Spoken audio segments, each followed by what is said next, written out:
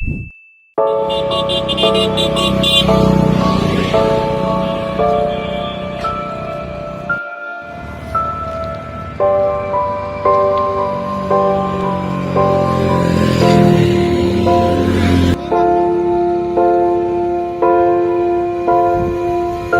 जा रहे हो? पैदल चले?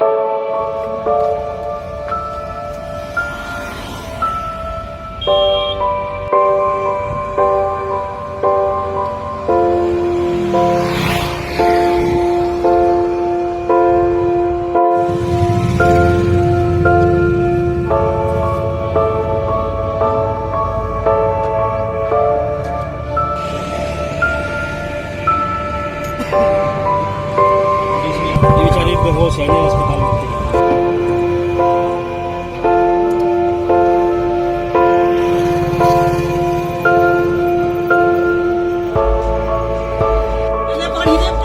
एक बाजू को एक बाजू इधर से थोड़ा एक बाजू इधर पैर आप आई जाइए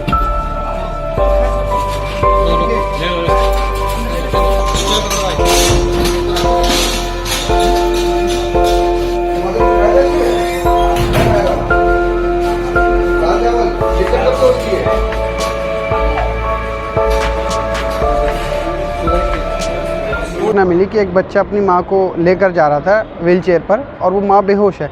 ये सुनते ही हम लोग वहाँ पहुँचे। उसको लेके हम दोनों ही लोग हॉस्पिटल में आए और हॉस्पिटल के स्टाफ को बहुत ही पॉजिटिव एटीट्यूड रहा, बहुत ही पॉजिटिव नेचर रहा और ट्रीटमेंट हमने उसका शुरू करा दिया है।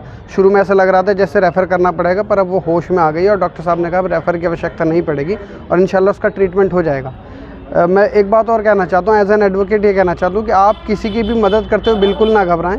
कानूनी कोई पेचीदगी नहीं होती, ना ही आप लोग फंसते हैं। बस आप लोग लेके उसे हॉस्पिटल में आ जाइए, आपकी रिस्पॉन्सिबिलिटी ख़त्म हो जाती है। ऐसा नहीं कि आपसे कोई सवाल करेगा या बाद में आप फंसेंगे या पुलिस आपसे कोई सवाल करेगी, ऐसा कुछ बिल्कुल नहीं होता है। आपको अगर कोई व्यक्ति रास्ते में पीड़ित मिलता है तो उसे लेकर आप सिर्फ हॉस्पिटल तक आ जाइए, आपकी जिम्मेदारी खत्म हो जाएगी। कहाँ की रहने वाली थी पता चला? ये महिला उससे बच्चे से बात की है कि वैसे तो वो भिक्षा मांगने वाले लोगों में से थी, पर पिरान कलेर की रहने वाली अपने आप को बता रही है। अभी तक कोई उसके परिजन तो हमारे अभी तक हमसे मुलाकात नहीं हो पाई है, लेकिन पिरान कलेर किसी पार्किंग में के आसपास उसकी झुग्गी झोपड़ी है जहाँ पर वो रहती है। ऐसा बच्चा था 7-8 साल का और उसकी माँ जो अनकॉन्शियस हो गई थी, उसको व्हील चेयर पर लेके आ रहा था। फिर कुछ लोगों के द्वारा उसको यहाँ पर फिर पहुँचाया गया। तो हमारे डॉक्टर ने उसको देखा तो बिल्कुल बेहोशी की हालत में थी। तो उसके बाद फिर उसको ड्रिप विप लगाई, ऑक्सीजन वगैरह लगाई, तो फिर वो 15-20 मिनट के अंदर ही होश में आ गई थी। और फिर रात में उसको खाना ना खिलाया तो बिल्कुल नॉर्मल हो गई थी। सुबह हमारे फिजिशियन के द्वारा चेकअप करने के बाद पता पड़ा कि थोड़ा कई दिन से उसने शायद खाना नहीं खाया था, इस वजह से वो बेहोशी की हालत में पहुँच गई थी। तो सुबह उसको सब कुछ देखने के बाद में हम लोगों ने उसको डिस्चार्ज कर दिया है।